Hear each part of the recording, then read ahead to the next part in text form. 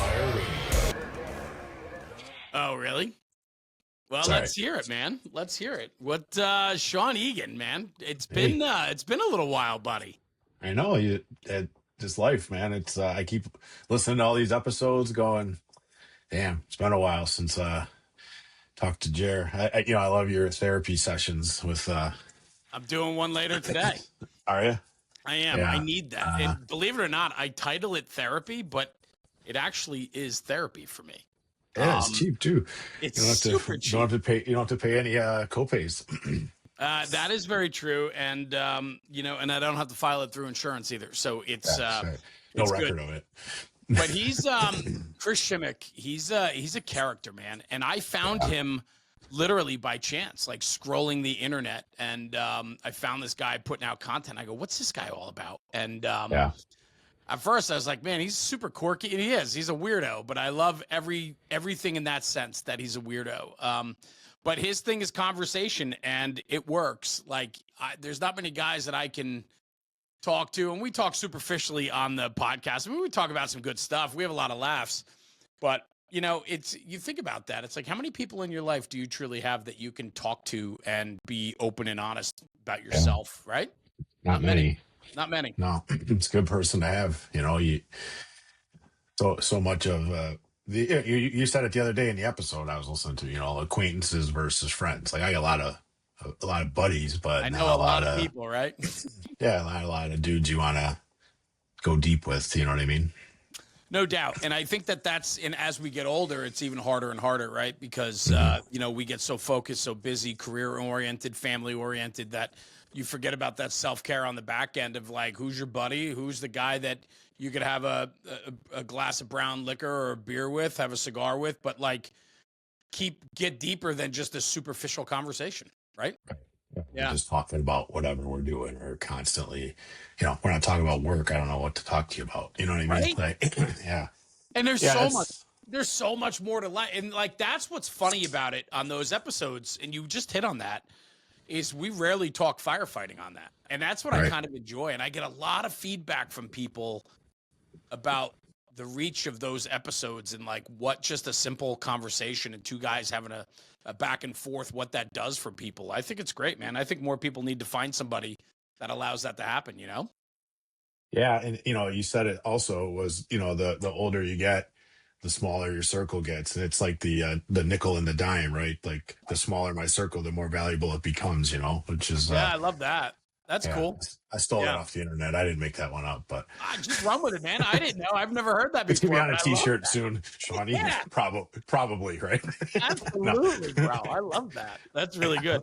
It's funny while we were having your technical issues, I was scrolling around and I saw a cool quote from Greg Lash, retired from Columbus, and it said like, "Though there's rarely any traffic on the extra mile," and I'm like, "Damn, I gotta write that one down." That's really good. Yeah, that's a really good one. I have a whole note in my phone, on my iPhone. I have a notes thing of quotes that I've acquired over the years. What do you do with them? I usually, you go back and read them? Like, motivate my kids, Motivate your kids.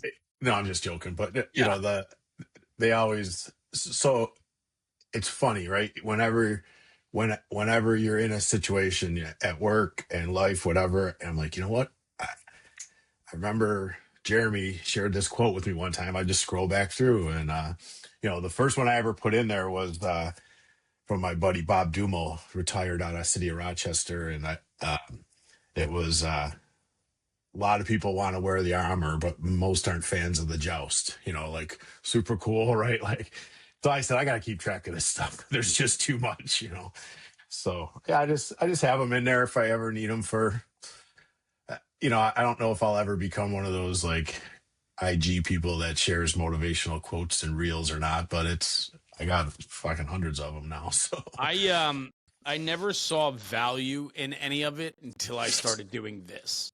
Yeah. Right. And I think it just, all of this coincides with my life. Like 40 years old, do something for myself, started National Fire Radio. Mm-hmm. Right. Before that, I worked for a family business. I always worked on behalf of other people, but National Fire Radio truly was like my endeavor for me. And so I think I always say with maturity comes clarity. I think as you get older, you start to appreciate more things and get focused. And what's cool about that is like, I never valued quotes and I never valued inspirational things like Nick Saban and, Simon Right. Sinek, all these people, right? And Yeah. Jocko, and the list goes on and on of inspirational people today, right? Goggins, right? Oh yeah. Oh And my God. Yeah. right. And then when you listen to that, it's like, for me, my struggle is, what do you do with it? Right. Like, even your buddy drops a bomb on you with the armor and the joust, right? And it's like, Yeah. that's so good. But now what do we do with it? I just Right. used it on National Fire Radio. See, I heard that quote from him 15 years ago, and it's still in my brain. Oh, I got hundreds of them, and it's funny because it's one of those things that you just, oh, that's a good one. I gotta, Yeah. and then every now and again, I'll, like I said, be looking for something to motivate the troops, and I'll like, you know, oh, that's a good one. I'm a nerd, Jeremy. I'm a nerd deep Yeah. down. I mean, I think we're all we're all nerds in things that we enjoy, right? I think that's where you get the value out of something. And I also think too, in firefighting, that's kind of what sets people apart. Is it who you are, or is it what you do, right? It's that type of thing. And it's hard to separate. But I know for a while here, you kind of removed yourself from the extras of the fire service and pursued some other passions, man. That's exciting. Yeah, I'm back in the fire service stuff now. So I gave up working at the brewery. I still make beer here at home. The opposite, I'm in my like utility room down here, my Right. son's music room, my wife's craft room, my little office. The everything room. Yeah, I get it. Yeah, and on the other side of the basement here is my little brewery I have at home. So I'm still doing beers at home, but I gave up working at the brewery, and it was just too much, man. Yeah. It was to do that job right. You have to be All in. you have to be there. Well, this type of stuff, it needs to, every day you need to check pH of the beer, and you have to check how things are going, temperatures, make sure. And with my schedule, I was working so much this past year at the firehouse that I just, I'm doing 90, sometimes 424s a week. And then it's like, oh yeah, by the way, I'm going right to the brewery. It just wasn't healthy for me. I was tired all the time, and I just didn't have time to do it. And I was afraid that the quality of the product was going to suffer, and I didn't want to do that to those guys. And they had a head brewer that they had hired while I was there, my buddy Russ, and he's amazing, super good. So I learned a lot more from him than I could have ever taught him. But so he took it over, and he's doing really well still. And I loved it. I really did. It was fun. It's cool, right? Like you in there, and somebody's drinking something you made and reacting positively. Obviously sometimes people didn't react positive, but so I just still doing it at home. I like experimenting and trying new things. And What is it for you? Because I think about that, right? It's like the right recipe, right? And then the yeah. cool thing is with beer, and correct me if I'm wrong, but like, you can play with all the different nuances of the recipe to get a little bit different of a taste. And it's like, true connoisseurs can pick up on all of that, right? So Oh yeah. that the part of is it the creativity of it? Is it you nerding out? Like, what is it about making beer that other than drinking it, obviously, right? Because you and I've shared many, but what is it about the process? Yeah, so drinking it's my least favorite part, to be honest with you. Seriously, like I have 15 gallons of beer in a kegerator in my other room here, and uh, once they eclipse the 2 month mark in the keg, I just dump them if they're not drank, because I need more room to put. So what I like doing is just like you said, it's cathartic for me. I go back there, I put some music on, and it gives me between 4 to 5 hours of just alone in my thoughts type of thing. And what I like about what I've been experimenting a lot with the stuff I do is just minor tweaks.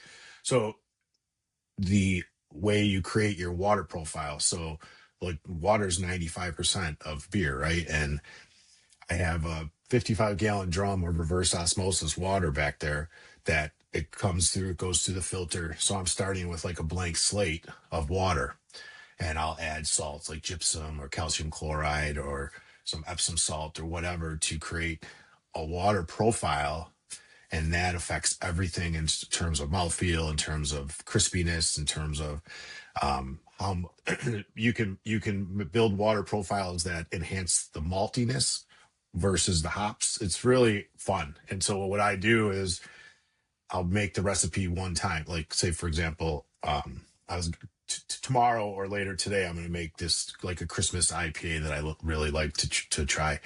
Um, and I create a water profile and I call it volume 1 or volume 3 and then I'll make small little tweaks. How Yeah. much how much calcium goes in it, how much sulfate goes in it, what's the ratio, until you really find that favorite one. So that to me is what's fun about it. And like I said, my brother Michael, who's he lives in Michigan now. He's 70, he's gonna be 73. My oldest brother. He popped in the other night. My wife and I were here, and our family growing up was the ultimate like macro brew, Labatt's, Jenny. Yeah. Those Absolutely, are man. those are Western New York beers, but Sure. we didn't have nobody drank Craft anything that beer. didn't come from a gigantic. So I said to him, I go, look, man, I said I have homebrew or I have Mick Ultra because my wife enjoys a Mick Ultra with a little lime in it. He's like, "Oh, I'll try some homebrew." I go, "You sure?" Because Yeah. I don't want to hear it if you don't Yeah, like it, it's put my hair on your chest, man. Let's Yeah, go. and it's just I have a nice pills. I actually as I get more into it, I prefer to have a nice lager versus like a heavy IPA, and Yeah. when I go to a new brewery, the first thing I taste most of the time is their like pilsner or their lager because there's no hiding. If you have a process issue, you can't hide it. And I certainly don't have the sensory skills like you're talking about these folks that are like, oh, that tastes like Galaxy hops, or I'm not Yeah. there Right. yet. Right. But one of the things I learned when I went to this craft brewing program through Cornell, and one of the things that they taught you was to always be able to just shut that off and just enjoy a beer. Don't be sipping it going, you know, just drink a beer and have fun. You know what I mean? So don't let it lose and that was part of working at the brewery where I was starting to get stressed all the time. Like it would, wait, I don't know, this is okay, but it's not. And I just couldn't just sit down and enjoy a beer. Everything became a sensory, like wine, what do you call it? Sommeliers or whatever. Like Right. smells delicious, smells very Right. but it's a lot of fun. It's a really cool hobby, and I like the experiment of it. And my other favorite thing to do is try to like reverse engineer other beers that I like there's a couple, like I was talking about, we were talking before, my Hayburner local Yep. brewery, Hayburner's their like flagship IPA, and I've been trying to like reverse Mimic it. engineer that Right. and clone it essentially. Yeah. And Right. this is readily available. I can get it anywhere. But my wife and I were out of town and we went to a brewery in Woodstock, New York, down near the Adirondacks or the Catskills. And I think it was the Catskills, regardless.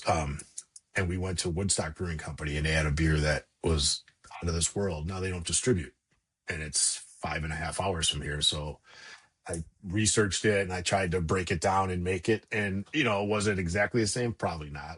It was close enough that it got drank and she Is really there liked is it. there a relationship in the brewing world where people will, I mean, I know their recipes are probably guarded secrets, if you will, right? Yeah. But is there conversation? Like, is there kind of like the fire service? Is there like a network of people where Yeah. they'll communicate with one another and kind of give some Yeah. tips or ideas? Yeah. Most, like everything. Some people are just assholes and don't want to, but other places, when I was working at the brewery, there's another one a few, mile or two away. And hey, I ran out of XYZ. I need a pack Right. of yeast, and they'd be like, yeah, come grab it, and then we'll just pay you back next time we order. I Yeah. order an extra one, and I pay you back. And then the recipe thing. The interesting thing is they can't trademark them. You can't trademark recipes. You can trademark names. So a lot of times people are very guarded with their recipes, and but there's so many variables I can't get yeast strains that I can't get the house yeast that Big Ditch uses for hay burner. And yeast really affects the flavor and so many characteristics. So I know I'm going to get that close and never nail it, but I don't care. I'm just want to make 5 gallons of it for $30 instead of buying 12 of them for $20. You know what I mean? So it's the process for you. It's fun. Yeah. I really, truly enjoy it. And I've dumped beers I didn't like. And, like I said, I just go back there and I put music on and I'm just, it's as therapeutic as anything else. While I'm brewing, most of the time I do it first thing in the morning. So it's not like I'm drinking. I'll have coffee back there or whatever. And yeah, it's fun. And then you have to check it every day. So always checking to see how fermentation's going. And I have all these these things that they're Bluetooth and they send. It's fucking crazy, to be honest with you. That's what I'm right. So I mean, you so can stupid that I have it at my house, Right. But and how much do you make? Like, how much do you make? I mean, you make a keg, a quarter keg, like the quarter barrels, a or sixtel, so 5 gallons at a time. gallons. I do.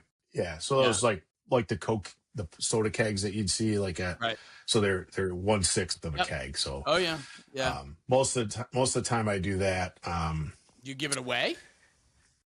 Yeah. I have a canning machine back there, so I'll can it. Of course you do.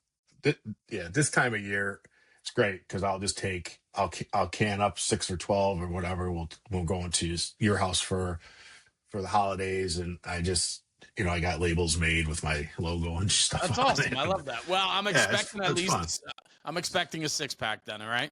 Yeah, I'll send it to you 100%. I need. That's the problem is drinkers. Because like you said, we don't sit around and drink beers at home, unless the kids are coming over. Sure. During football season, it helps because usually the kids will come by when the Bills are on Sundays. But now they're making me switch to the heavy stuff with the way they're playing lately. So everyone though, man, it's brutal. It's brutal. So what else is going on? So you kind of took a back step to that. It's home brewing now. You're not working at the brewery much anymore. I know some testing going on in your world. What are you doing? So I'm any day, didn't happen yet, but any day I should be getting promoted to Battalion Chief. So congratulations. It's awesome. Pretty cool. Yeah. The chief retired October 26th. So that kind of starts the clock. So they have 60 days to promote me. So that's pretty exciting. And that was another factor in the brewery thing was there's a pretty good chance as the low man in the rank, I'm going to go to a staff job. So a day job. And so that is, we do 410s, all those positions. So it's Monday through Thursday or whatever, 7 to 5. So I wouldn't be able to put any time in at the brewery anyways. And so that was another factor that came into it. But yeah, I'm really excited. I'm anxious. I was, it's a whole new level because I've been nexted out for a while. And now that the spot's there, it's a whole new level of anxiousness. It's pretty exciting. My wife's really excited for me. She thinks that you don't go to fires anymore as a chief. So I think that's part of her motivation. Sure. But I go, you go, you just, your job's a little different now. How many years in the street, Sean? 28. 28 years in the street. Yeah. I'll be wrapping up 28 in April. So technically 27 and 2/3, I guess. But yeah, 28 years. You're still at the truck? Yeah. Truck 4. I love it. That's going to be, a tough. I have a really great crew. I have a very seasoned crew, and that's going to be difficult. I just, so much of our job is so young, and the turnover. So twice a year, firefighters and officers are allowed to put in for transfer. So September and March, basically, and there's jobs so young that so many officers are getting new kids essentially every 6 months. Right. And the last 2 crews I had were pretty locked in terms of the only people I lost were guys that promoted, which is awesome, obviously, right? That's what you want for everybody. So my guys right now I have two 16-year guys and a 10-year firefighter on my crew, and my fourth guy is about 13, 14 years, real seasoned, very, very good guys.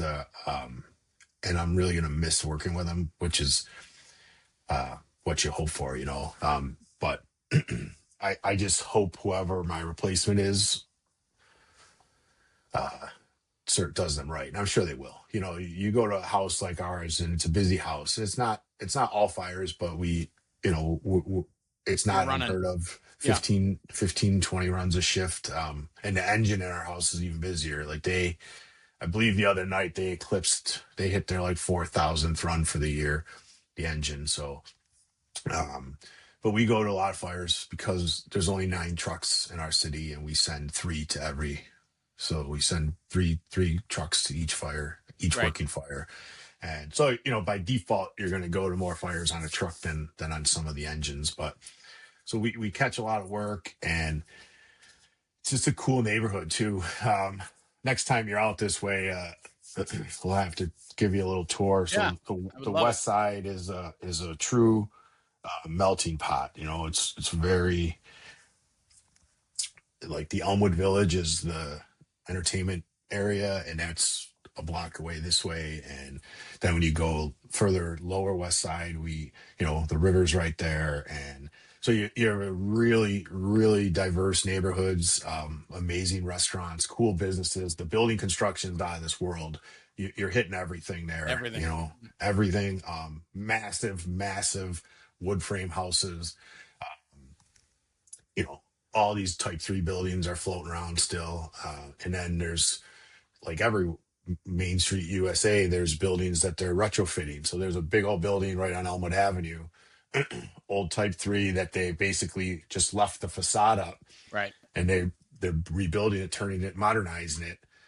So it's super cool. Keeps the streetscape looking that way, but all the construction inside the building is now going to be, this modern. It's So happening everywhere, right? I mean, you yeah. guys are So going through it too. Yeah. super cool neighborhood, super cool district, and really, really great crew. I really, You have time lived to it. get out with your guys and walk the streets and look at building construction and so on. Yeah, we try to do that. It's difficult to do. I actually been going through it right now. There's a building that we've been wanting to get a walk through, and all these people think that we're like inspecting. I'm like, look, Right. I'm talking to the lady. I go, it's not an inspection. I just need to know you have 3 banks of elevators, for example, and I need to know this elevator. We had someone trapped in the other day, and it took us a half hour to find the power, the Right. power room. Right. I just need to know that stuff, and so we try to, when we can, but you have to kind of do it unofficially. We only have 5. We have a rule, like, 5 companies can't be out of service for training at any time, and between the mandatory stuff that's going on and CPR and EMS and all that, most of the time it's, I'm listening to the radio. Oh, truck whatever's in service. Oh, we're going out of service quick, just to even to do your normal routine stuff. We want to put the aerial up and spot a building or do whatever. But yeah, we have a really cool, and one of my guys lives right there. He lives, within a mile of the firehouse, so he knows the area really well, and he knows he's in those buildings and restaurants a lot, so he's a pretty good help in terms of, Yeah. but yeah, really, really excited to get promoted. I'm, like I said, it's bittersweet because, I potentially will be off the line for over a year or so. How many 28-year guys are still on the line? Let's see, not many. I Right. would say from my group. So there was a big hiring from 1996 through like 2000. I would say there's not 100 left from that. From my class specifically, I think we're down to 12 that are still working, and Out of only a like job of how many? 700 and some change. 700 and change. Yeah, I think 740 is what we're calling it nowadays, our staffing, but I don't think we're there. I think we're probably actual boots on the ground people in the mid sixes, 650, probably 660. So yeah, we have a, I mean, it's approaching the guys that got hired. We didn't hire from '02 to 2009. Wow. And, those folks are, some of them are counting down to 20 to get out Right. already, like Right. some of these guys that got hired 11 years after me are going to retire 5 years before me, which each their own. Everybody's different. I mean, I have two kids in college still, Right. so I'm planning on, I'm gonna ride it out at least to 32 years now. So I'll be 55 when probably God willing, obviously I'll be 55 when I shut it down.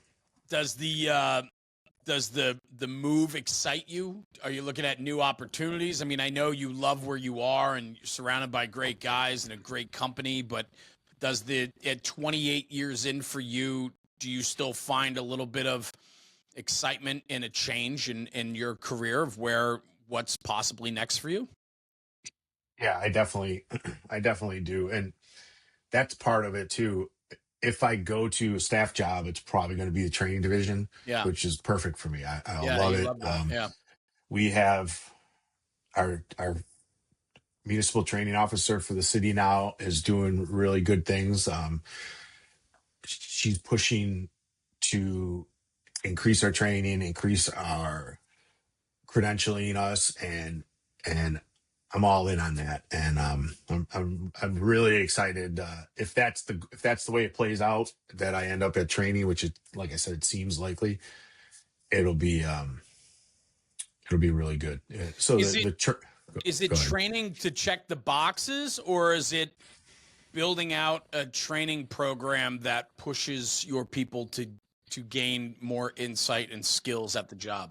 I think we're getting away from checking the boxes Yeah. and getting into deeper. So after our line of duty death in 2023, excuse me, they started a survival training program for us, partially recommended from the committee that did the review. And there was two phases, and basically one was basically like a task oriented air consumption drill. We set up a little maze, and you had partial escapes, full escape, all the stuff you do.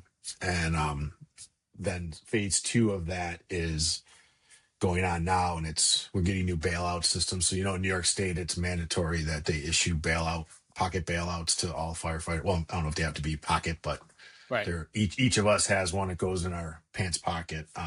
So we're getting That's new a New ones. York State issuance now? Like they're requiring that of all firefighters in New York State to have a bailout kit? Yeah. I didn't know that. After that came out of the Black Sunday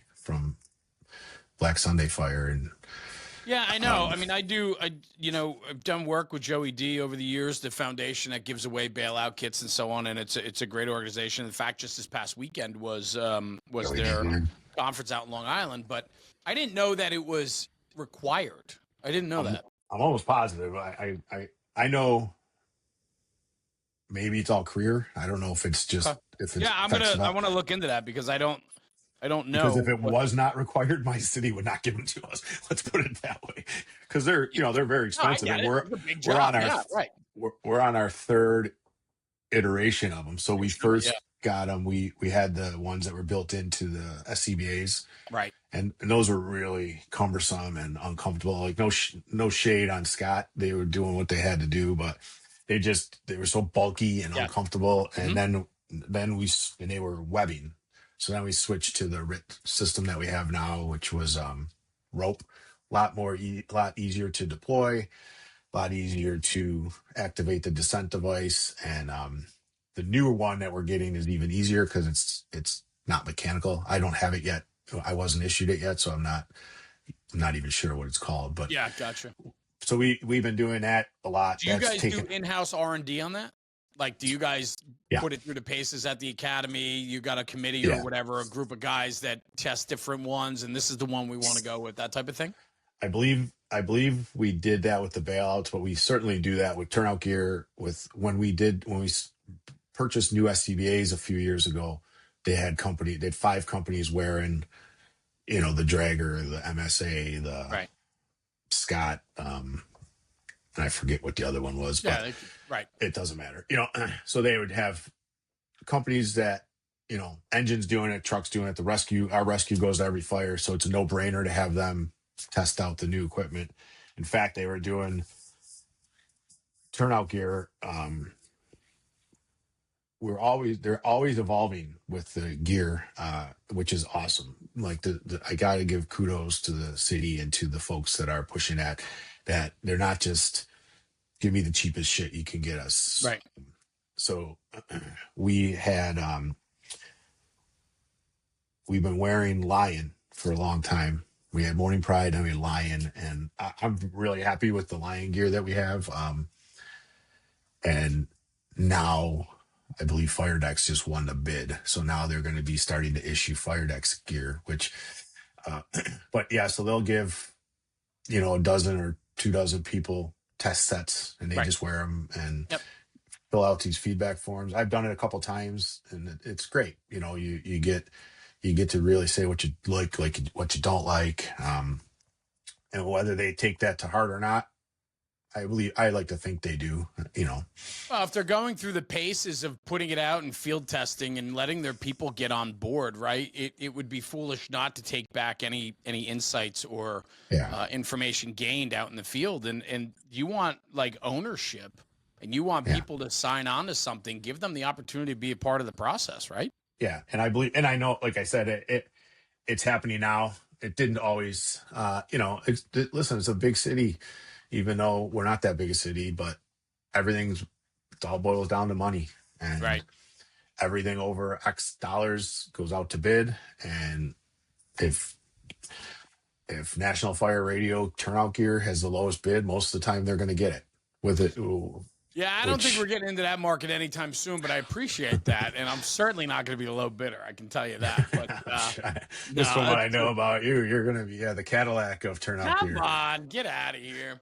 Here, But here's what, I love the idea though of you're not remaining comfortable where you are. Right. no. I mean, obviously you're going to promote, and when your number's called and it's any day, you're going to go, and obviously you have to go perform in the duties that, wherever they put you. And if it's a staff chief, or you go to training or whatever it is, it's exciting, but you're looking at it with excitement for opportunity to do something different, right? Something more. Yeah, and there's a lot of perks to it. Obviously, sleep in your own bed every night, that kind of Right. stuff. I wonder why you sure your wife wants you to take this position? I know, that's what I'm After all afraid these of. years, she's got 27, you. 27 years of marriage, and Right. it's really easy when I'm not in a bed 4 nights a week. But after 2 weeks, she's gonna ask you to go back to the firehouse, bro. yeah. So, but to be honest, that's the biggest thing. Like, as we get older, I noticed, especially this summer, I worked a lot. And a lot of the reason I worked so much was because I knew that this day was coming. And I don't, I have a plan, right? Right now, Sure. my plan is, and if this day chief or this chief's job keeps me on days for 2 or 3 years, which it might, I don't know. I wanted to do what I could do now in terms of long-term stuff. So, but I was tired, and whether you're busy or not, I don't sleep well at work. I don't, I never, almost never feel rested. And man, it really was wearing on me. And, I, now to have this week, for example, no overtime, so no alarm this week at all until Friday when I go back to the station. And it's how did you recognize it was wearing on you? What changed, or what did you sense in yourself to say, like, hang on, man, I'm having some issues here with, just being tired? I mean, is it just you're getting old, Sean, or? Well, I am definitely getting old, but no, I know. But you know what I'm saying? Like, it's hard to Yeah. sometimes recognize that until it's too late, in a way, Yeah. And that was the thing. So you get to, I started wearing, one of these goofy, like, health band things. And it's telling me, you had 3 hours and 43 minutes of sleep last night. You have a 52-hour sleep debt. And, and I'm like, I owe people money. I don't need to owe myself sleep, but, so it was just fatigue. It was just, you're crabby for no reason. Yeah. And and when I had stuff going on, it didn't matter. Like, I could go to the firehouse and the next day I got to go teach or whatever. I could power through it and it didn't bother me. But the second, I just had a chance to, I was like, man, I'm shot. I don't want to do anything. And, I've been I lost some weight over the last year, and, you realize how much sleep affects that, like you're not getting, and I never get 8 hours of sleep. I think that's a Right. myth, but if I can get, if I can clock in 7 hours, it's solid for me. And I just could feel it. You start going to you go to the doctor. We get really good physicals every year at work, and the cholesterol is up a little bit. The weight's not falling off like it should. And, blood pressure is getting a little high. And I don't love the idea of medicine. I'd rather Yeah, I get it. figure it out. Mhm. And so, certainly losing weight helped. Bro, Down. I can commiserate with you right now. Like Yeah. I was there too in about 8 months ago, 10 months Yeah. ago. Doctor tests I physical every year. We have a very good physical in New Jersey for firefighters, and all my numbers were up. My doctor looked at me and said, "Listen, you're on the verge of going on medication for everything. Yeah. Blood pressure, cholesterol, and you're Yeah. pre-diabetic. Yeah. You've been living a good life. What are you going to do?" And the idea was, "Oh, well, we could put you on this and you can give yourself a shot every week and I could go on the Ozempic diet, right?" And I was like, "You know what? I don't want to do that. I don't want to have diabetes. I don't want to have high blood pressure and bad cholesterol." And so I took back something I haven't done in years, like yourself, dude. I lost 40 pounds. I got another like 30 I want to go. I want to get down to like my college weight that I had when I played, when I was playing ball, right? And like that's where I want to get. And I've just let myself go because it was easier to do that than it was to take charge, because I'm taking charge of everything else in my life. Like everything else in my life, I try to stay on top of, but my own health was slipping. And that goes from drinking. I rarely drink anymore. I still enjoy, don't get me wrong. Like I still enjoy a martini. I still enjoy an old fashioned or a glass of wine or a beer. I love to drink. Don't get me wrong. But I would say in the last 8 months, if I've had more than 20 drinks in 8 months, it's a lot. You know what I'm saying? Like the alcohol for me was one big thing. I scaled way back and I feel a very big difference because of it, man. Yeah. Well, that's it. And I wish I could. I really same way. Like I enjoy a nice pour at night or whatever. Yeah. But yeah, I'll have one now instead of five. And I keep saying that I got to slow down and I kind of now been mapping out my week. Like my daughter's 21st birthday was Monday. Hang So on. she's coming. Right, There goes exactly. Sean. Let's Yeah. go. She's Give me coming an home excuse. from college this weekend. So we're having a little, so I'm kind of like, okay, well, Saturday we're going to be indulging. So I'll just go easy. Well, then I got invited to a dinner last Of night. course. Of course, How it goes. my brother pops into my house on Monday night. But yeah, the weight loss and the, same thing, the doctors, like you can, I feel like there's no money in healthy people, first of all. So I feel like that bothers me how much, not to get into that whole No, I get conversation, it. but I how, totally how, get it. how much let's put you on a statin and you'll be fine. Well, Hmm. no, I'm good. I don't want to take a fucking And statin. I don't and even know what that the hell was it that does, was it but for me. It's like, why do I have to take the easy way out and allow for medicine to fix me when it's me that's the problem? right. Go walk every morning or every other morning. Get back to the gym. Do light weights. Like you don't do push-ups and sit-ups. Like there's things that you could do, but it requires discipline. And that's been a real struggle for me in for many years. And I watched my weight climb and I was like, I was just unhappy. I wasn't feeling good. And then when the doctor said, "Listen, you could do it yourself. And if you choose to fix your diet and exercise, all your numbers will come back down. You're still I'm in great health, other than those couple things that require a change in lifestyle. Other than that, I'm good." Yeah, and that's the thing, so I just, I lost a lot of weight. My blood pressure went way down, the Yeah. cholesterol and all that went way down. I'm down about 35 pounds, Good and for I'm you, just man. kind of hovering. You know, I Yep. mean, I have I been 100%? No, 100%. You know, I'm also going to enjoy Yep. life, but it's just, you know, last night I had to dress up, and I'm like, oh, I used to always dread, like, you know, I'm a hoodie I and get it. I t-shirt guy totally here, get it. right? And then, Yeah, right. so last night I'm like, fuck, I got to go in my closet and see what suit fits me, and you know, the old suits fit me, so it's cool, you know, and but it's just. I'm 51 now, and as I was getting older, like I just don't want to be the person on Yes. medicine. It bothers me. You see it when you go on these calls. You know, you Yes. have what kind of health problems you have. Well, I have this, and I have that, and I have that, and I have I that. have And diabetes. I have high blood. Yep. here's my giant bag of medicine that I Right. have to take. Well, what are you taking all this well, this one makes me nauseous, so this one makes me not nauseous, but this Wild. one makes me have, you know, constipated, so this one makes, you know, it's just, I call BS. You can't, no way can you not have some of these medicines contraindicate with each other Yeah. and be. So I refused to do it. And that was my thing was, you know, like you, I still need to lose, you know, I could lose another 30 pounds Sure. easy, and not easy. If it was easy, I would do it, but I could stand to lose it But for sure. bro, But if you recognize it and make a conscious effort to better yourself, and I love it. I did a podcast the other day with Paul Conway, and he said something to me the other day that I absolutely loved. And he said to me, 1% every day. yeah, That's it.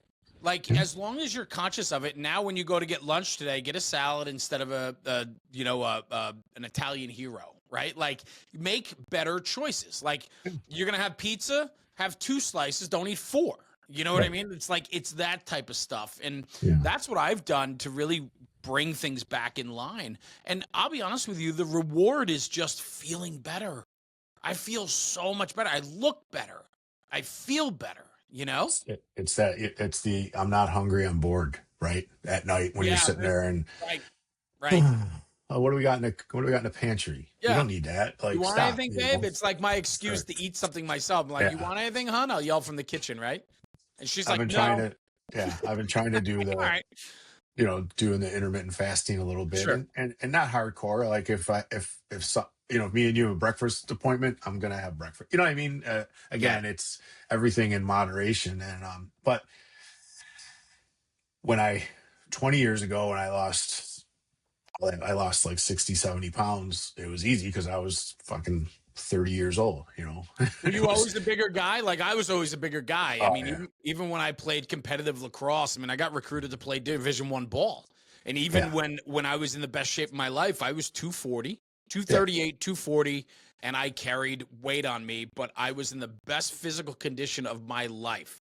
But I yeah, just carried weight. And it's just I've always been a big guy. yeah, and that's exactly it. So when I got hired, I was probably 240, you Yeah. know, and Yeah. I was 23 years old, but same thing.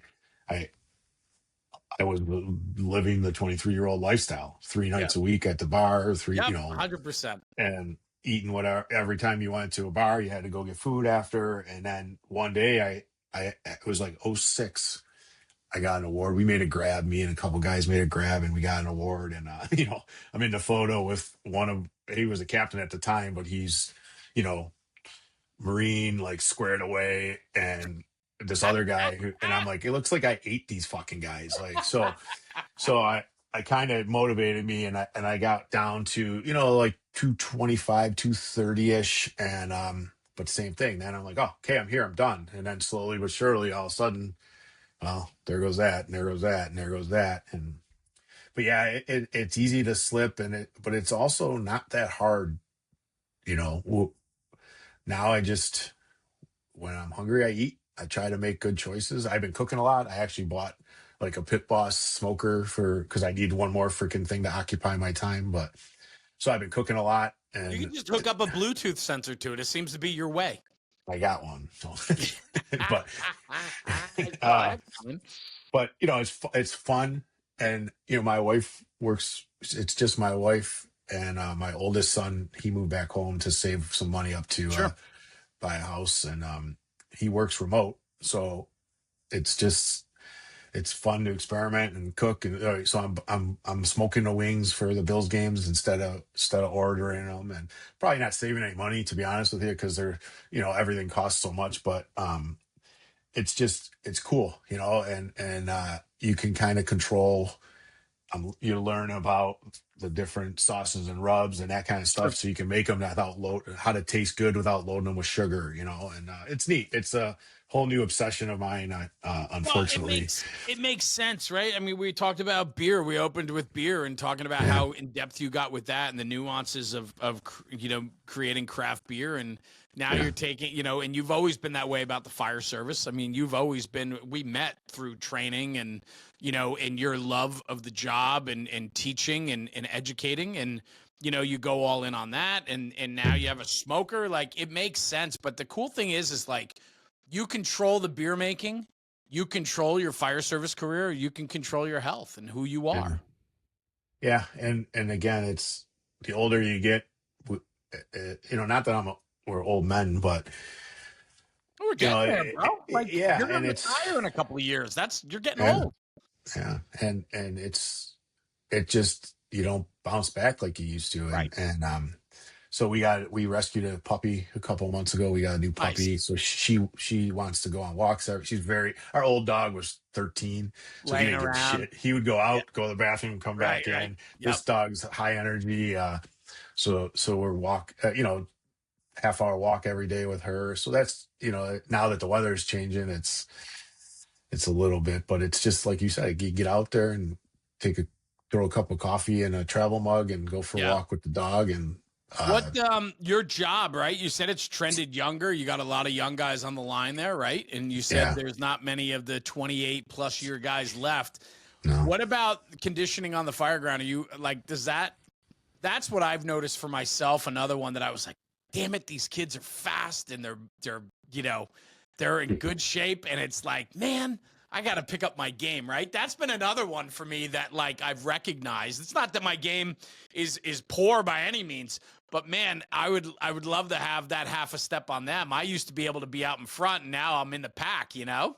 yeah. Well, it's funny you say that, because there's an old saying around here that it's fat old dudes put out all the fires. And I love that. like, Well, there's some truth to that too, bro. There yeah, I is. mean, well, we're just, you've been doing it so long. Yes. It's the, walk instead of, it's that story about running down and Yeah. doing something to the No doubt. cows, like, no, we just walk and get it done. But yes, there are some of these young dudes that are just jacked and they just can work forever. Yeah.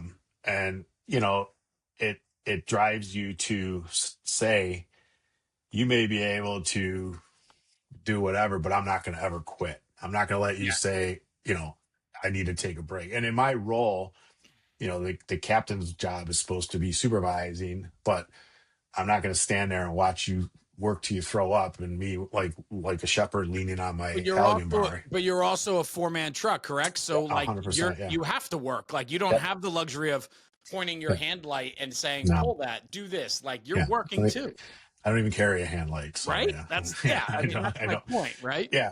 Yeah. So it is we all have our assigned roles, and if there's a door to force, it's my job to force it. And if there's And it makes you happy. 100%. It's funny.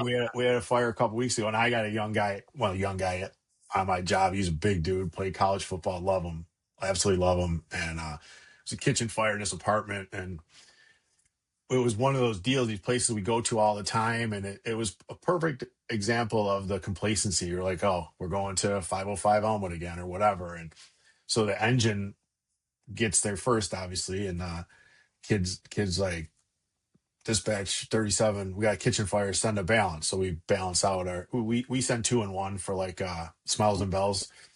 And so we get this, I'm like, oh shit, now it's real. And Right. now you think about, where's apartment 6? I don't even remember, so anyways, we get in the apartment and we beat the engine there for so me and him go in the apartment, and it's just a stove that got into the cabinets and, not going anywhere in that type of building anyways. And I go, just, he hit it with the can a little bit. I'm like, knock this down. And he's like swinging and swinging. And I thought he was tired. So I'm like, give me that. Like, I'm trying to grab his maul from him.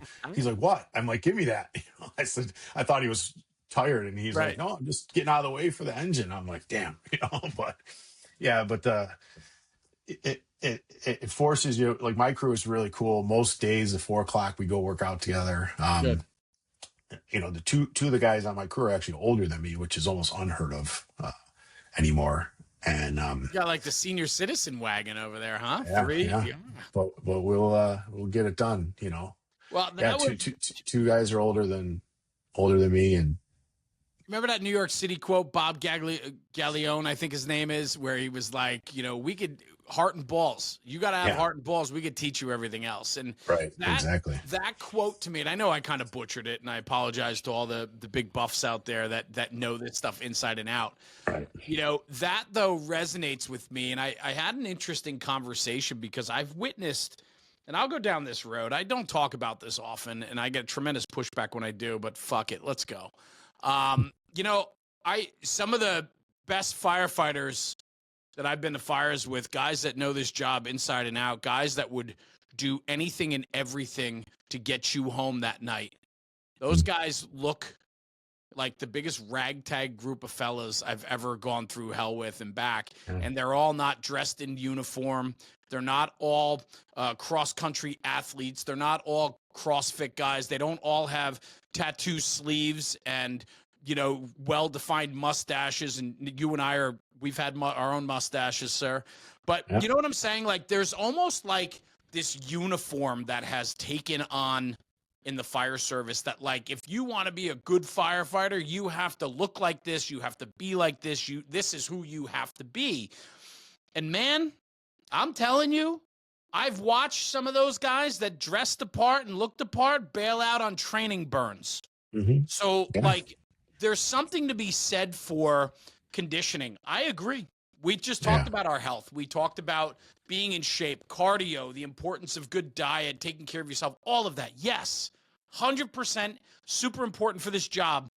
And listen, there have been times that I've been out of shape and I get myself back in shape. I'm on the upswing right now of getting myself back in a good cardio shape that I want to be in, that I should be in, 100%. But man, we have to also talk about the conditioning of your heart and your balls and your commitment and your knowledge and understanding of this job. And that is where, when you, at the end of the day, are having a conversation at the back step, whether it's after a good fire in a truck or on the engine, when you look around and look at those guys, you just went through hell with them. They're every color, every shape, every size. Man, woman, doesn't matter, right? The commitment to this job is what truly matters. Yeah, and it's big and it's hard. So because sometimes, again, in the way the hiring practices, the rules, Yeah, I not get every that. I you get it said it all. earlier. Yeah. Sometimes this is not who they are. It's what they do, and that's okay. But do it. When the time comes, and that's we're going through a new uniform process right now. They just issued new uniforms, and Like day to nobody day, really. like Yeah, you're in station class B streetwear or whatever. yeah, and nobody really understands why, but we used to have a button down, like a nice button down with a badge. And years ago we switched to polos in the nice weather, and now Right. it's polos all the time. But like they're just and half trying to explain to people, these guys are like, why do they make us buy a new uniform? I'm like, well, because you look around and there's 7 different fucking hoodies on, and nowhere in our, I'm not running rule book by any stretch of the imagination, but nowhere in our department orders does it say you can wear a fucking hoodie, and Right. it's one of those things. Why are they doing this? Why are they doing this? I'm like, because we took a mile. They gave you an inch and you took a mile. It's the same thing with the mustaches. Their facial hair thing is crazy. It's always been crazy. I feel like I've talked about this with you before on the episodes, but now they're starting to crack down a little bit. And our respiratory rules, our department orders say, basically the crown of your lip. It Yeah. can't come Right. down like this. And they're starting to crack down. And, and people don't understand why. And I'm like, well, because you just took it too far, I think. And Give an inch, take a mile. yeah, We're guilty. oh yeah, but it, it is what it is, and I'm all for, I really truly let, like I said, I'm not a stickler. Like, look smart. I don't like backwards baseball caps. Like, I joke all the time with the guys, like, oh, what time's the game? I didn't know you were a catcher. Like, and what we do around the station is different, but like, I almost wore a you hat know, today too, and usually it's backwards in the well, studio. you're not out in the public eye on a fire truck, and that's the point of it, right? Like, I get it. the I no get it. sleeves when you're working Setting out, the great, setting great. the example, right? But put your coat on, or Right. put a shirt with, my guys leave a shirt at the rig while we're working out. They have a sleeveless shirt on. They just throw a t-shirt on over top of it, or their uniform shirt over top of it. Like, it doesn't have to be hard, and that's why there's new rules, because you force their hand. Now it's out. It's this, and I don't agree with it. I think it's outrageous that they're making people pay all this money for new uniforms when there's nothing wrong with the old ones, except that nobody wore them. Enforcement, right? Right. And again, I'm not an enforcement person. I just want you to look good. I want us, when we're in the public eye, be smart, right? But These people. your view on that right now probably comes with 28 years in the fire Yeah, service and being a sure. captain on your way to becoming a battalion chief, and Yeah, understanding that, like, 25 years ago, you'd have been like, screw this. This is dumb. Like, and now, 100%. Yeah. yeah, that's that maturity. With maturity comes clarity, right?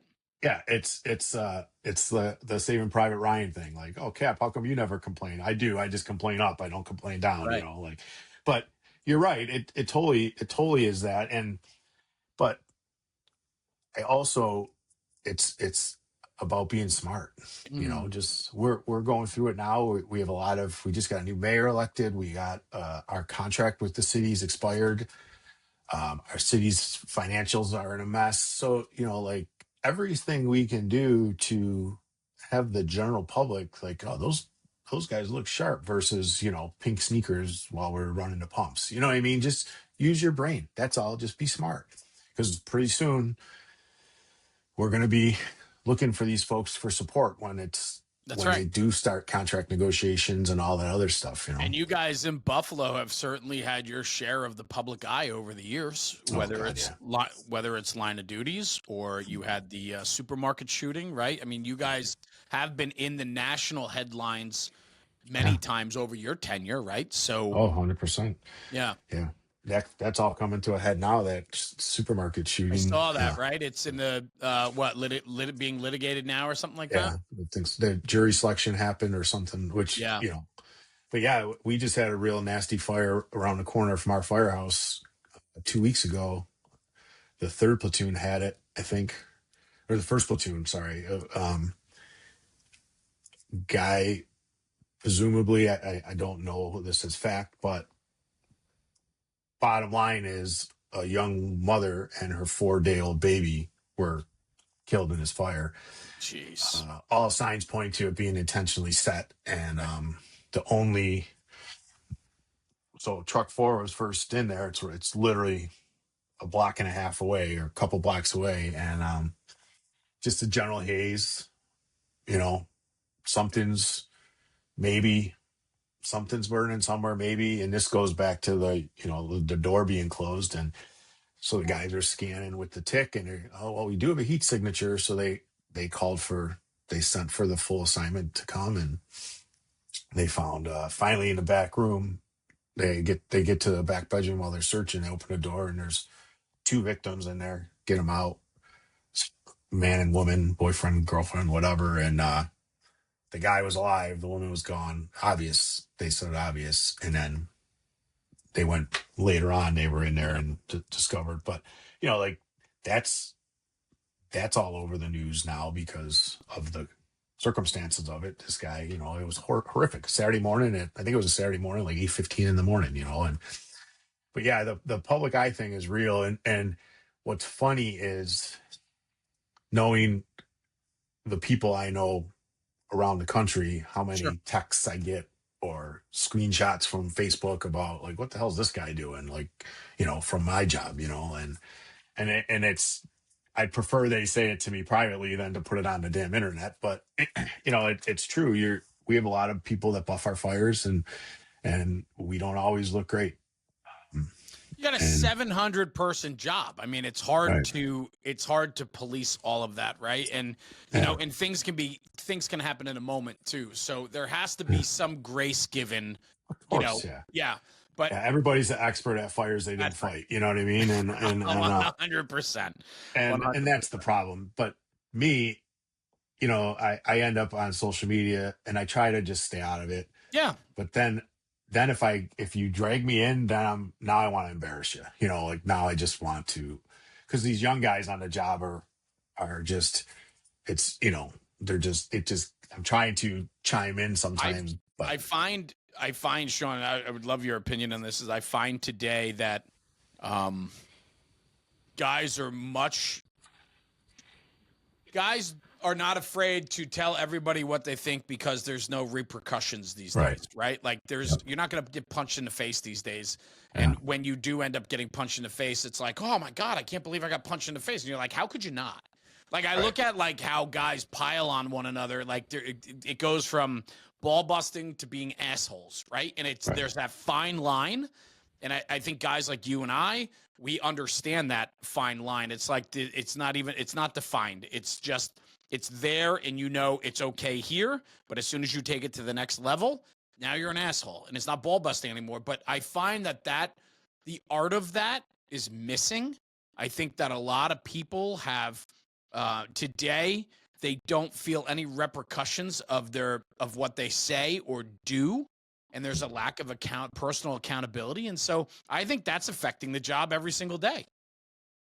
Sure. And you're right. You all know the loudmouth that's got a lot to say until you're standing in front of them, Yeah. Oh and it's yeah. like, oh no, I was just kidding. Oh, you're kidding because you got called out on it, basically, Right. right? Like, yeah, and it's just it's the toxicity of it is outrageous, and everybody's got something to say about whatever, and the way we open roofs. You don't like it? Okay, sorry.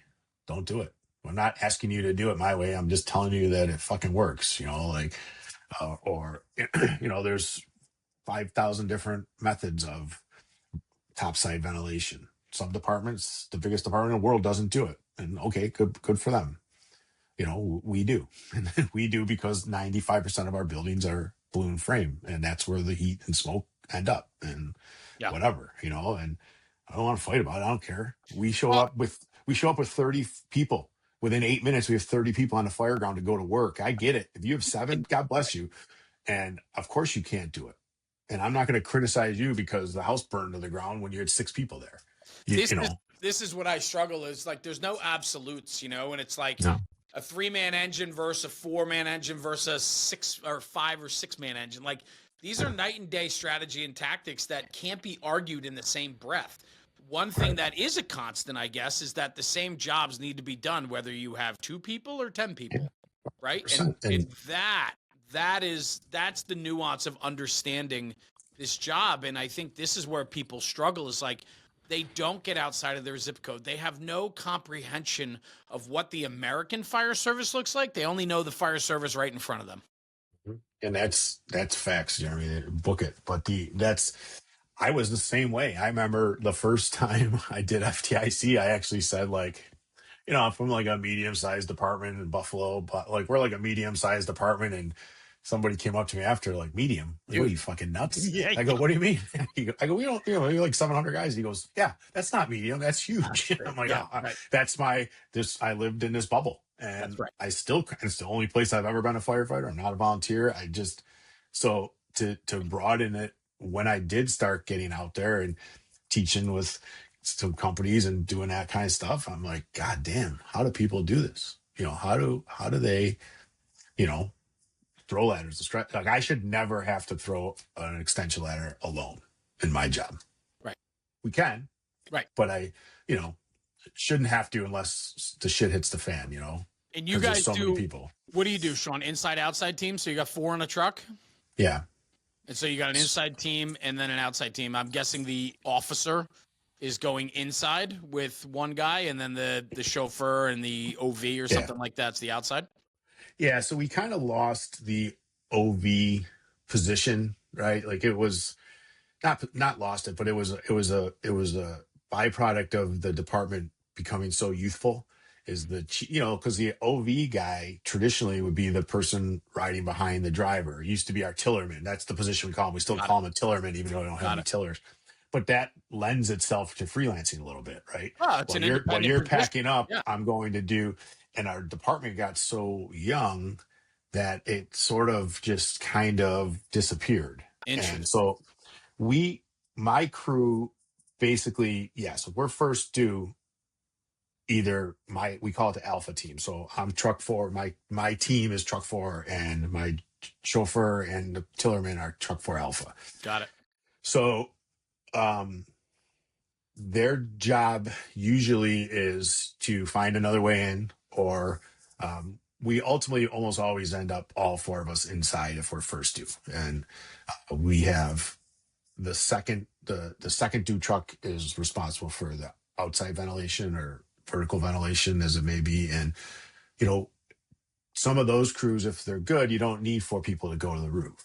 Like, I very rarely do we have all four of us go to the roof. There's other work that can be done. If it's throwing extra ladders, if it's getting the long hooks and taking out some of those top side windows or whatever. But we kind of lost again, if it's OV man is the outside vent man, and it's just because of accountability issues and how young the job is. I'd like to see it come back because it's important. And that person can learn a lot and do a lot and paint that other, get that three-sided view or that rear view from Can the it be? rear. Can it be taught? It can, I think. And I think a Yeah. lot of it is it's education amongst the folks, the firefighters and the officers and chiefs too. That, okay, there was always young firefighters. Right. Now, there wasn't always 500 young firefighters, but there Yeah. was always young firefighters, right? When I got hired, the first fire I ever had, as a matter of fact, I climbed truck four's aerial to go into the building because it was at the psychiatric center, and I wasn't even with my crew at all. So, and it was my first fire I ever went to. My officer and his guy went somewhere else, and I was the tillerman, and my orders were to go with truck four, and I was brand new. So, it can be taught. And I think it's education, and it's trust. You trust in your officers and trusting that as long as they don't go too far, if you're the outside vent guy, be outside, right? But we lost that a lot.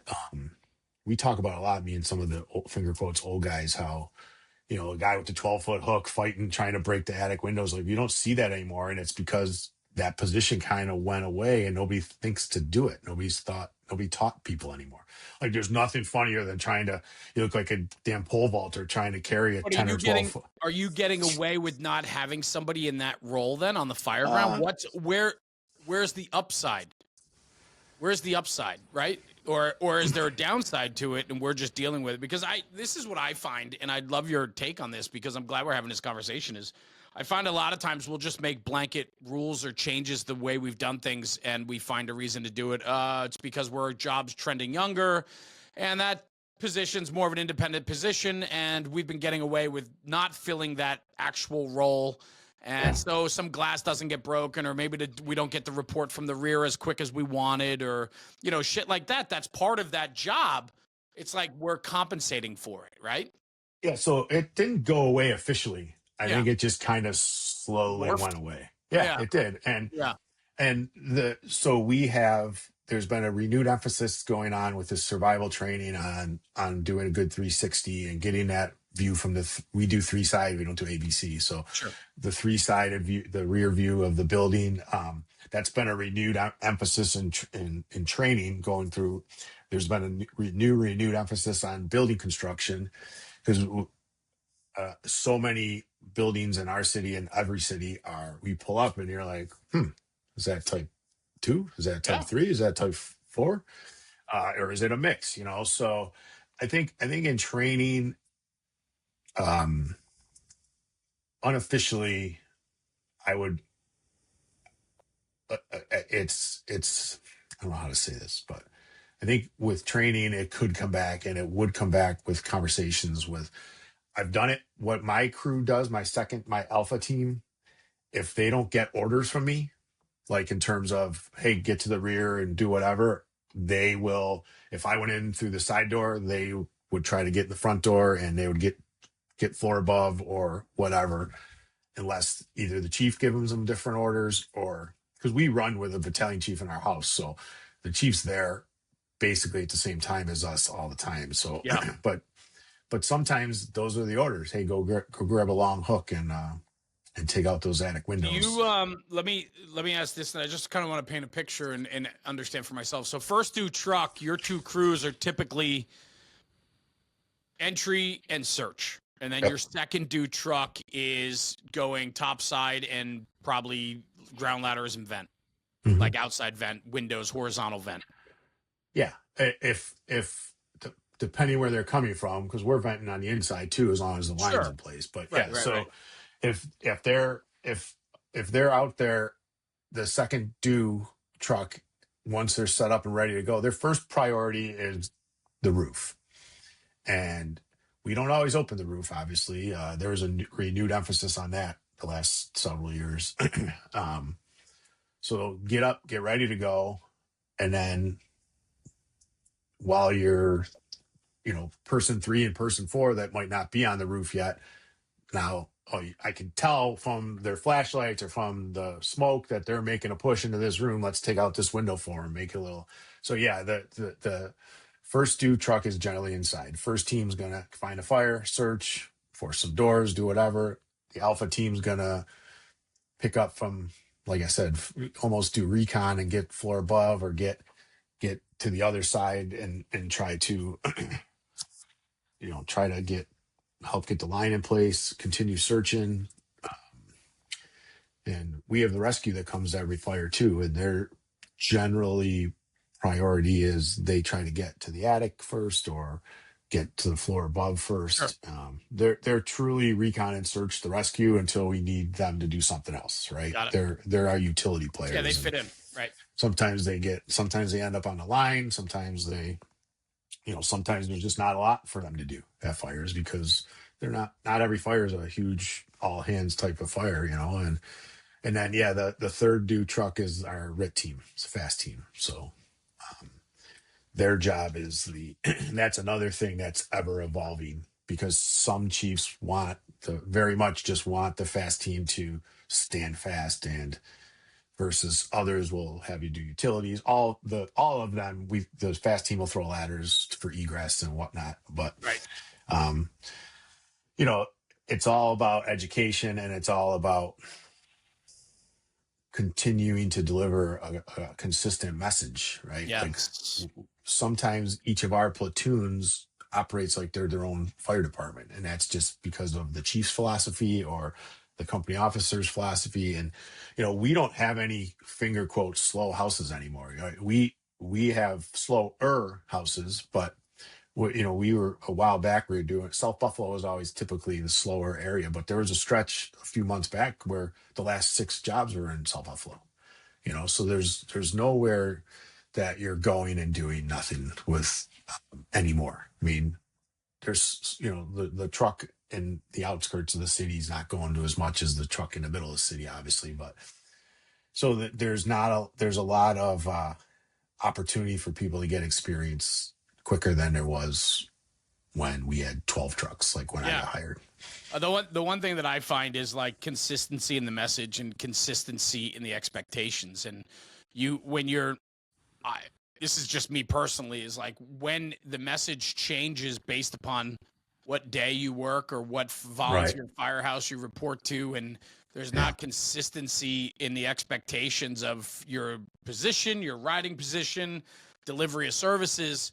That is where it can create a lot of conflict. And I know with like younger guys, as the fire department in general is trending younger, these are people that they might not have experience on the street, but they make up for it in a couple other ways, right? Like being better educated, immersing themselves in the job. They know more than I did. And I just had this conversation the other day with Mickey saying that is the 5-year guy today actually the 10-year guy from when we were in the fire service? Because, I don't know. I don't know what the answer is, but my point is this: what I do know is a clear expectation and understanding of the plan goes a very long way with the younger generation today. And if the job is trending younger, if the volunteer fire service is trending younger, then we have to make sure that we're connecting with them so that they can be the best they could be by providing upfront expectations in a playbook that Yeah. they can read and know. Yeah, I mean, the expectations isn't just a catchphrase that we use at a company officer level. You know what I mean? Right. Like, oh, it sounds awesome in testing. No, it's freaking real. Like you have to, and it's a conscious effort is being made now to dial in operations amongst all the platoons so that, excuse me, like I'll have you on overtime at my shift and I pull you aside and you're from another truck. Well, here's how we do the roof ops. Right. I'm going to bring the captain's going to bring the roof ladder. The two rear backstep firefighters are going to bring the extension ladder. Driver will bring a hook and a saw, and but I don't have a you go up first, you go up first, you go up first. Right. Whoever's at the base of that ladder, get going. And that's my expectation is that everybody can do the job. Everybody can be the person that goes to the peak. Everybody can be the second person. Everybody can be that, third person down or the person. And it doesn't always work that way. Obviously, if I have a new person or somebody maybe from an engine, then I'll say, well, Jeremy's going to go up first. You go up second. And also the person going up second has, well, sometimes, that person's controlling the ladder, like the But first with person's doing all the work, but Yeah, but with the expectations comes the informal audible that always happens. And so if yep. we have the new guy and the older guy, you as the officer, probably if the expectations are clear, you don't even have to say, why don't you wait and let the senior guy go first? The senior guy is going to turn around, look at the probie and go, follow me, kid. You know what I mean? Like, Yeah, and that's understanding their role and how to fit in. yeah, and that's part of having a turnkey crew too. Yeah, 100%. I don't have to, I've had there's no better feeling than having somebody sitting in my seat because I was on vacation or whatever and catching a good fire and calling me. I'm like, man, your fucking crew squared away. They were 100%. awesome. And Yeah. I'm like, yeah. And guess what? It's not all, I'm not taking the credit for it. It's the men that they are. It's their view on things and they want to be the team that's the go-to, right? And you don't shy away from work. All the work's got to get done. Whether we take a 20-minute break because you're a little winded, you still got to go push that roof or overhaul or do whatever. And so that's the thing with when you have a crew that's well trained and cohesive like that. I don't have to I hardly ever give orders. That's right. Like, Yeah. Yeah. like it's a joke. Like these guys, like, well, it'll be, hey, pull these ceilings or do this one, but they know what they're supposed to do. They know that, I don't have to say, okay, buddy, do a search, right? And the Because that's piggyback on that, Sean, is when the job's done and you're back at the tailboard or back at the table or wherever you are and you guys are catching up, you get a real good sense real quick when guys are volunteering, like, hey, I went here and it was a dead end. Next time, guys, we got to remember to do, like, you watch where you don't, as the officer, have to carry the conversation because your crews are dialed in to the point that they understand where they fit in on the fireground, and it just makes a much better cohesive unit and delivery of services, period. I love and that. that's it. It's the, hey, look at where that rig spotted. Do you think they could have done a better job? Right.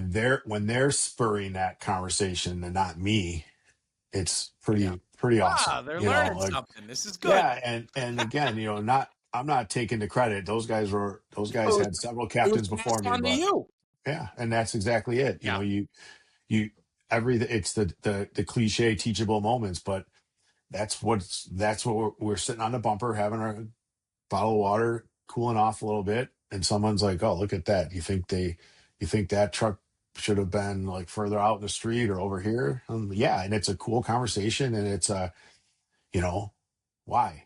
And then depending on, cautiously, you offer that idea to that particular truck too. Hey man, think about where you are and think about what could have, but you got all these obstacles, you have all these, and we just had a call the other day, the chief pulled right in behind us. I'm like, love you, chief, but dude, Yeah, what I if we can't need get, a I can't ladder? get my ladders out the Yeah, and that was a product of my district, right. one-way streets, cars on both sides, and it was just a weird situation, and the engine, we beat the engine out, and me and the engine lieutenant talked about it, and I'm like, you know what, I took the spot that I was supposed to take. My driver spotted the rig where he was supposed to spot it, but maybe we should have, called an audible right there, knowing that the engine was behind it. It turned out to just be like a rubbish fire, but still, if it wasn't, operationally, we would have been in trouble.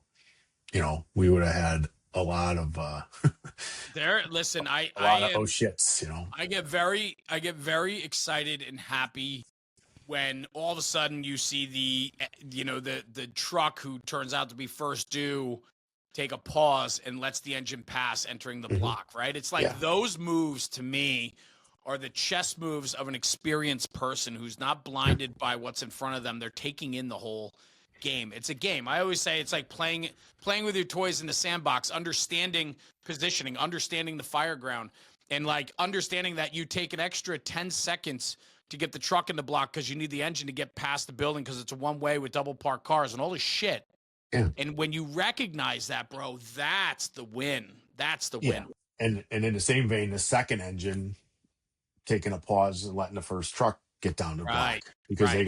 they gotta, our second engine's job is establish water. Water, So right? Yeah. they'll back down, and they'll lay out to a hydrant. And but if they don't wait, a lot of times, our city's not that big, man. When it's not unheard of for the second engine to be at the block when the first truck's getting there. Right. Depending, some of the fires we go to, we got a little bit of a haul, and for them to have the wherewithal to, if I do this, if I take that, it's forcing me as the first truck to abort, and because I got to have this engine be able to get to a hydrant, unless we were lucky enough that there's one down the block. Now, most of our dispatchers are pretty, um, they're pretty good where hey, there's a hydrant in front of number 6 on Jones Street or whatever. But it's not always, they have a lot to do up there also Sure. in the dispatch center. So it's not always the first information. It's not like alarm of fire X, Y, and Z, and oh, there's a hydrant here. It takes a minute. So sometimes those, we had a fire recently where it was just one of those. We were at a different call a block away, and it was like a kitchen fire, and I'm outside, and I'm like, God, why is it still smell so smoky? And I'm like looking inside, and I'm like, I don't understand. And so I'm like, I don't know, screw it. Can't figure out. Well, it turns out 2 blocks away there was a garage that was Oh, no. fully involved. So everything got. So now we're pulling out of, I can't remember the name of the street, but Yeah. Whatever. my driver makes a left to go back towards quarters. As he's making the left, the tones drop, and the fire's 3 Back blocks to the right, and everybody, all of a sudden, it's like a cluster, because when I'm mapping out, and my driver's mapping out, it's from quarters to the fire. Sure. So now where's this engine's coming from a different direction, this engine. So we got there, we had this garage was well involved, house was threatened. And I said to the first engine, I'm like, drop a 2.5, like, and he's like, well, we're going to run out of water quick. I'm like, well, you better get water quick then. Like, and luckily the dispatcher must have heard it, chimed in and said, there's a white top hydrant in front of 105 West or whatever. So I said to the lieutenant on the engine, I'm like, go get the hydrant. I'll stay here with your guy and help him operate this 2.5, and worked out really well. But we were sweating, you know. That's an audible. We ran out of water for a brief second, but that was because we were a block away when the fire came in. So the Right. first engine in us was basically around the corner. So we got there so much faster than the two other engines that were in quarters, you know, and um, but it worked, you know. And it's, do you take, do you stretch an inch and three quarter that flows, you know, and I'm paraphrasing, like 150, 180 gallons per minute. It's going to give you 4 minutes of water, 5 minutes of water versus one that is going to throw 250 gallons per minute and only give you 3 minutes of water. I'd rather have 250 and knock the shit out of it for 3 minutes, you know? Make an impact on it, right? Make an Yeah. impact, overwhelm it. And that was a cool thing too, because I had a newer guy who was in, I don't know if he was the last class or two classes ago, you know, and he just wants to hit the fire and hit the fire and hit the fire. And I kept telling him, like, listen, man, Exposure. you just got to cover this house Right. because we're gonna run out of water. So you got to do what you can do before we burn this damn house down. And afterwards, having a conversation with him, I said, hey, do you understand why I was telling you? And he goes, well, no, but I go, well, let's talk. And I Yeah. explained to him like the discipline it takes to ignore the problem, right? The problem that's right here, the fire. But the real problem is over here because the porch is already starting to go. It's vinyl siding. I said that takes tremendous amount of discipline to not put water on the fire, to protect the exposure, get it going, then hit the fire for a second, then go back, then hit the fire and go back. He's like, yeah. He's like, that was cool. It was great. And 5 you know, year versus 28 years, right? Like, yeah, and it was a yeah, cool. But you know, I remember when somebody told me that when I was that's a new right. guy. You know, like, That's right. I don't understand. Wouldn't it just get better if I put the fire out? Like, well, sure it would, but you know, there's already smoke coming out of the eaves of this house. We gotta cool it quick, you know. But I love it. yeah, Sean Eagen, man, thank you, buddy. yeah, Great catching up with you today. It's been a while. we got this finally got this going. Little technical difficulties, but We don't have to talk about that. You know, it, I mean, it you was don't need me. to I was let. on the wrong browser. Yeah, I Whatever. know. It Yeah, was all me. And and I am in the new studio, as people that watch would understand because they see the different backdrop and, you know, kind of yeah, throwback to the original day of what the backdrop looked like. But this is the full studio, and I'm still working out the kinks, but I wanted to record. You're the first episode in here. Like, whoa, yeah, I you. feel special. You are special, sir. We'll leave it at that. Yeah, But I'm special. That's what my mom used to say. bro, congratulations on Yeah, the potential here. It's any day, hopefully. I expect a text or a phone call. I'd love it to, def- congratulate you when it's official. yeah, But it's got to be exciting, man. I wish you the it best. is. Thank you. Yeah, Yeah, it'll be a nice little Christmas present, hopefully. You know, and yeah, I'll definitely keep you posted. I'm really excited about it. Looking forward to the opportunity, the challenge, you know, and you know, I'm very critical sometimes of the Chiefs, obviously, and sure. in a good way, you know. No, But I get it. Right. I I told a get that. lot of people that the stuff that might annoy me that I said, if I start doing that shit, you got to hold me accountable, you know. And it's mostly good fun, you know. With we have a lot of very very good Chiefs on our job, and so most of it's good fun. But there's the whole white helmets kill brain cells sticker, you know, Well, like sure. But, for me too, right? I've been preaching this for a long time on this platform is that if you want to have a say, you got to have a seat at the table. Mhm. That's it, Yeah, right? You yeah, can bitch and moan from the trenches, but if you're not willing to get yourself to the table where you can yeah, make an absolute impact on the decision makers of the department, we're not going to make yeah, any progress. And I'd rather have guys at the table that have 28 years on the back step or riding that front seat of the truck making decisions for what's best for the rank and file than a yeah. guy that promoted fast, has no experience or street smarts, and he's making decisions for us. Yeah, and there's a lot to be said about that too. And you know, it is what it is. We have some young folks that promoted fast, and they're terrific. They're great at their Yeah, I'm not job, saying I'm not saying everyone. I'm just saying in general, right? but there's Generalization. something to be said. You know, I've been a company officer for 12 years now, and it's 7 as a captain, and 4 or 5 before that as lieutenant, and that matters. Like Yeah. you get a lot of the. I say it all the time that I think it takes 3 years in each rank to learn it, and I just I understand why folks want to promote. It's a big difference in pay. It's no more standing watch, no more, like no more taking details. I understand all that, but I was a fireman for 16 years, and there's something to be said about that. You did Sure. a lot, you learned a lot. I had good officers, I had bad officers, and I'm not saying don't do it, because someone has to take these tests and take these jobs, but it's not the worst thing to wait it out. No, I'm with you. And I just opened a can of worms with that statement. So, but I So will say this, man, it's been an absolute pleasure having you on and just catching Yeah. up. And I'm glad things are going Appreciate well it. for you. And I'll tell Terry later that you and I talk. She loves your eyes. She always, oh, Sean, love his eyes, dark hair, blue eyes, Like, But I have to the tell hair's you, getting gray. you look good, buddy. Your It's hair is not gray. From my oh, it's perspective, like mine is getting gray. it's You, my gray. friend.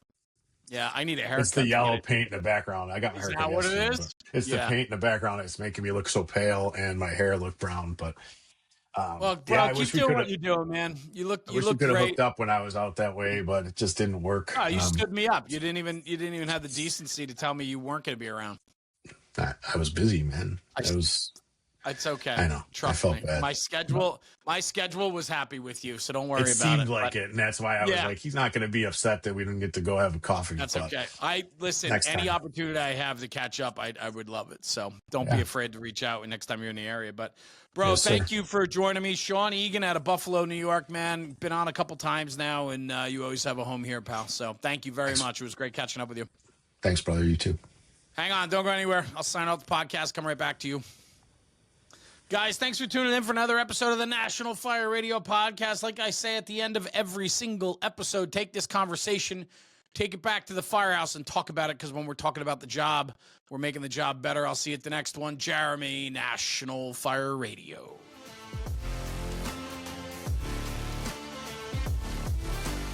National Fire Radio.